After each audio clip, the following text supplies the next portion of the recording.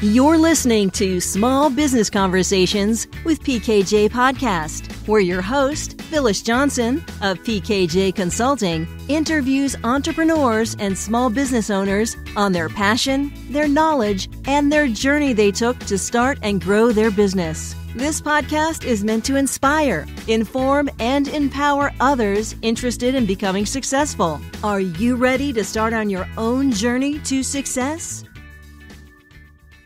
Greetings and welcome to another edition of Small Business Conversations with PKJ. I am your host, Phyllis Johnson of PKJ Consulting, where we help those who have a strong passion understand and gain the knowledge needed to help them through their entrepreneurial journey. When we hear the word blogging, what's the first thing that comes to mind? Is it someone who sits in a corner with their computer writing for hours a day? Is it some foreign concept that you know that you're supposed to have for your business and website, but don't know where to start? Or is it something enjoyable where you get to spend time writing and sharing with others so that they can learn and grow? Do we even know about the benefits of blogging? There must be a lot, as there are more than 440 million blogs in the world. Yes, you heard that right, 440 million. Well, according to the Huffington Post, some of the benefits are the ability to express yourself, share your passion and knowledge, make a difference in the world, refine your writing skills, learn how to make money online, which is always a big one, and to earn more exposure and grow your business. So if you have a blog, which one of those resonates with you? Well, blogging for me has always been a necessary evil. I know I need it, but the time it takes to research a topic, pick a topic, write about it, edit it, find the perfect picture along with the SEO and the right hashtags, and find the perfect time to post it so that everyone can read it is a lot of work, especially because it isn't my passion. Funny enough, I'd rather do a tax return, which definitely isn't the passion of most. The great thing about business, though, is that even though something isn't your passion, it can always be someone else's. Well, today we have a special guest here who truly enjoys writing and blogging. Her name is Karen Johnson. Karen Johnson, founder of Christina Jane Publishing, has had natural writing talent since a young age and has helped various clients successfully create and publish content for websites, blogs, and social media. Karen's passion and natural talent for writing, college education, as well as experience with writing professionals in the corporate America world has afforded her the skills and expertise to create content for businesses that span across multiple industries. In her spare time, Karen enjoys traveling, reading, and sharing her life experiences with friends and family. So let's welcome Miss Karen Johnson.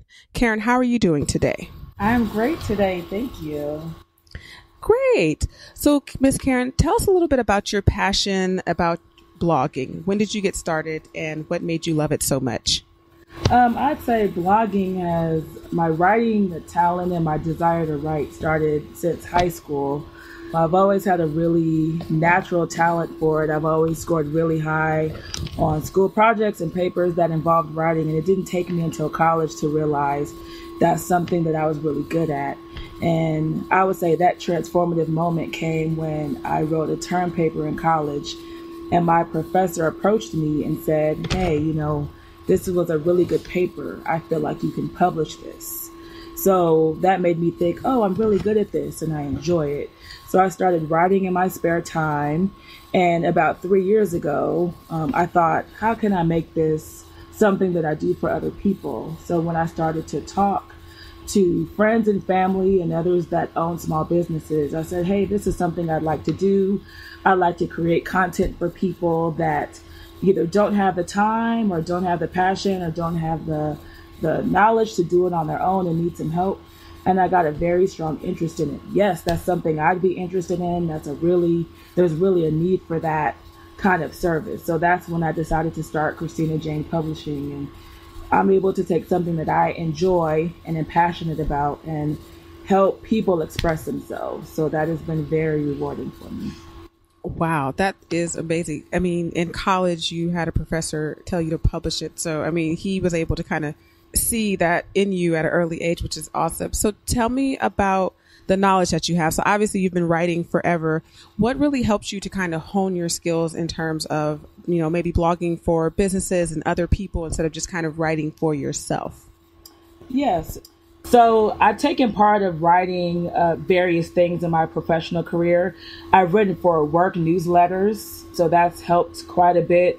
So I have written voluntarily for quite a bit. So I've written stories on different topics going on within the workplace. I've come up with them and I've proposed them to my bosses. And I do have a lot of those items published. So that over time has helped me to see what it's like to write professionally. And also in my career, that's definitely played a role as well in helping to write professionally. As far as honing my talents and doing this for other people, that just comes with practice and time. So you were telling that pretty much you had hands-on knowledge just from pretty much on-the-job training. So it seems like you were writing professionally and then you were getting acknowledged for writing professionally, so you continued to write professionally. Did you kind of go to school for it? What is your degree in? And then also explain what the PMP certification is for those who may not know. Sure. So I went to school and I got a business degree. So the business degree did involve a lot of writing. I did want to major in journalism, but that's not something I got to do.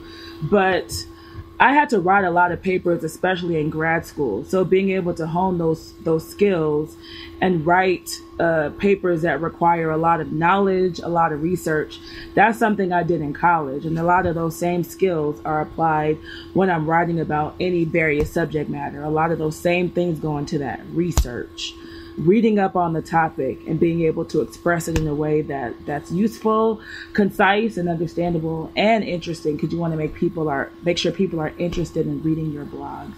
And they find that those topics, subject matters, and the way that you express yourself is something that they want to read. So over time, especially my grad school papers and writing professionally at work has helped me to hone those skills. That's pretty amazing. So it just seems like her knowledge came from going to college and having to write papers. I mean, how many of us have went to college and had to write all of those term papers in every single class? I know myself, even as an accountant, I still had to write papers and submit essays. And so you kind of either love it or you just kind of endure it. And it seems like you loved it. So we understand the passion that you have and the knowledge that you have around blogging. Tell me a little bit more about your journey that you took to start your business. I understand you said someone, one of your friends who has a marketing company reached out to you. Was that your first step, or was it something that you decided on your own that you were going to do and then started working on getting clients? Sure. So I would say the growth of Christina Jane Publishing happened over time and organically. It's something that I started but didn't do anything with for a little while.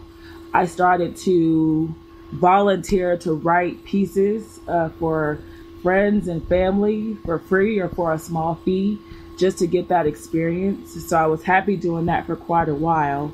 And then our first major opportunity came when a associate saw that I was doing and wanted to solicit my services. So that first paying client came organically, and I said, hey, this is when I realized that this is something that I can really do and really be good at. So I maintained that for a while, and then some of those business interactions turned into referrals. So I would say my first major moment was, hey, my client is acknowledging what I'm doing, and not only are they acknowledging what I'm doing, they feel like I'm good at it, and they're referring me to others. So it's been a very organic growth with people who have seen what we've been able to do and have solicited our services. So we will continue to do that. And I would say referral has definitely been the strongest piece, and especially with blogging and writing and any kind of content, copywriting, if people like what you do, and especially when their focus is elsewhere, such as PKJ Consulting, your focus is on, you said you'd rather do a tax return, which I understand. I have no idea how to do a tax return, but I'd be happy to write a piece or create an article or do something of that sort so that you can focus on your business and I can focus on what I'm good at. That sounds amazing. That is also the goal of PKJ Consulting, is to help people, do what you're good at and outsource someone else. So it seems like what we heard Karen say is she started organically. She was just offering these services for free, and then people started paying her for it. A lot of people ask me, how do I get my first client?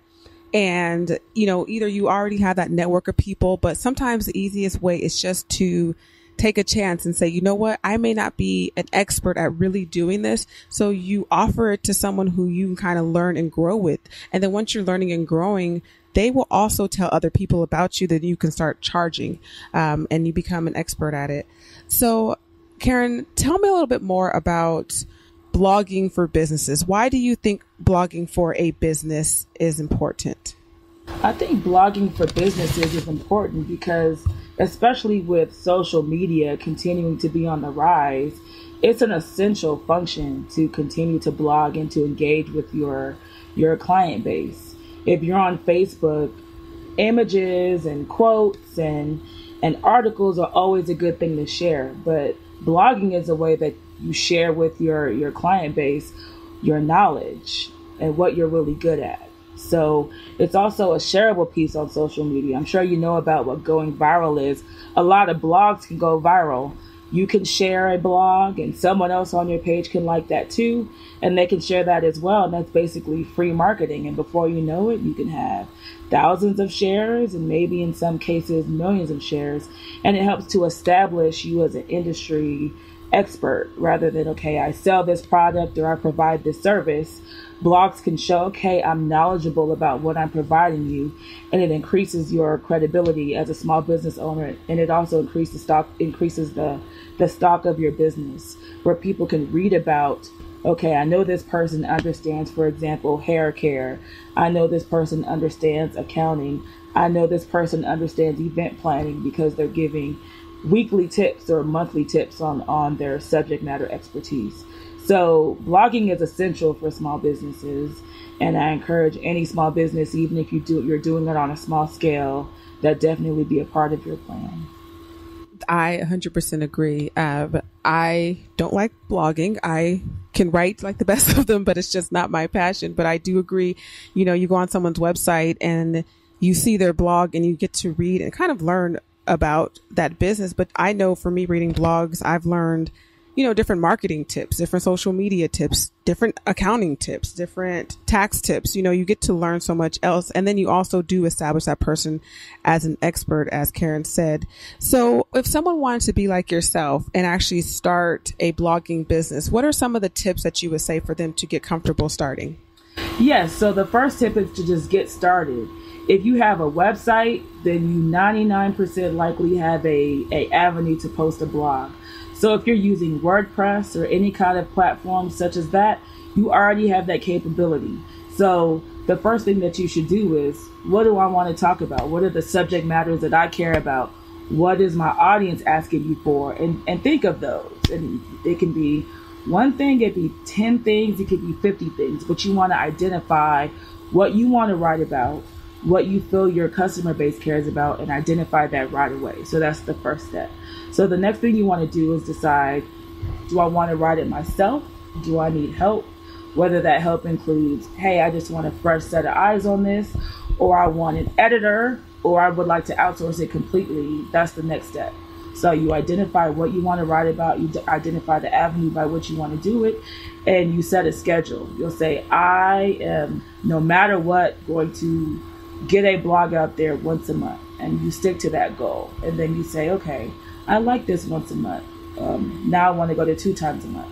So get started, identify a topic, identify the avenue by which you want to write, and that should get you going there. And before you know it, you'll have a blog with several topics and shareable content on your social media.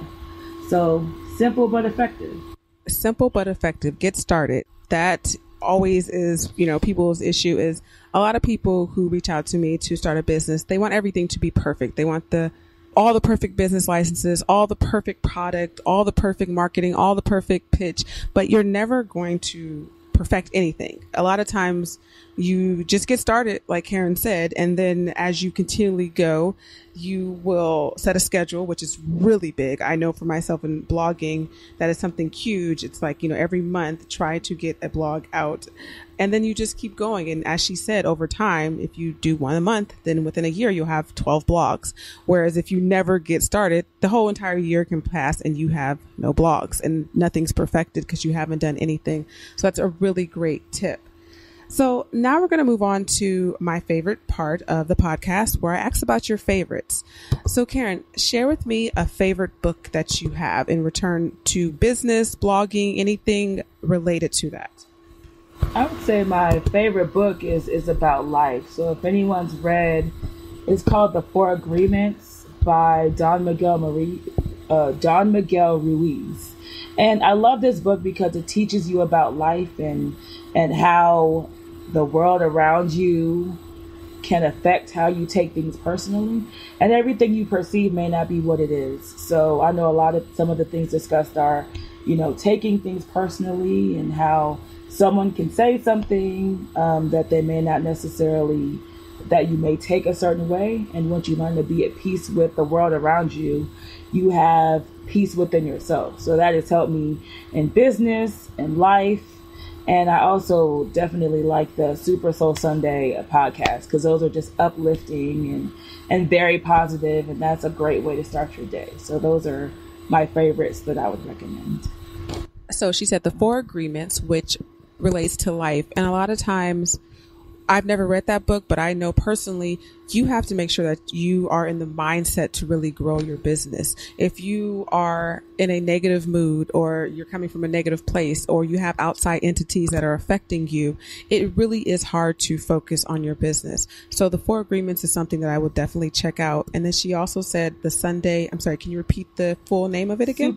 Super Soul Sunday. Super Soul Sunday. It is.